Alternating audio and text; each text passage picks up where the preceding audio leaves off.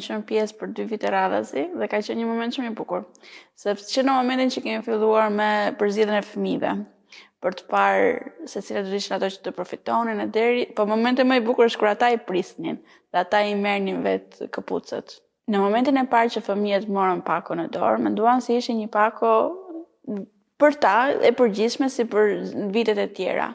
Por në momentin që e hapën, edhe panë që ishe personalizisht vetëm për ta, edhe që ishe këpucë për këmbën e tyre, që ishe vajzash për gocat, çunash për çunat, ata direkt ishin shumë të lumtur, edhe madje shifje lot gëzimi në ta që kishin një dhuratë tashmë vetëm për ta të personalizuar. Do të specifikohet një nga fëmijët, të cilët ata rriteshin me gjyshërit e tyre, babai dhe mami e tyre i kishin braktisur.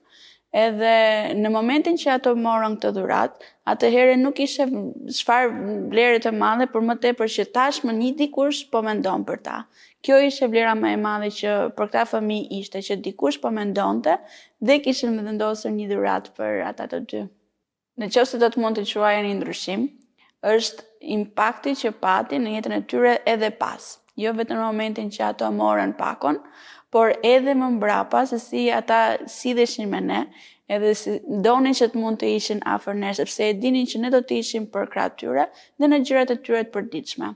Kështu që kemi parë jetën e fëmijëve jo vetëm në momentin që kanë marrë dhuratën, por edhe më mbrapa, vazhdimësisht derisa sot edhe kësaj dite që ata tashmë janë rritur. Çfarë doja të thosha është që shumë faleminderit së pari që keni menduar për një gjë të tillë, është vërtet një ndihmë shumë e madhe për fëmijët edhe ne kemi parë dashurinë e Perëndisë të veprojë tek ata.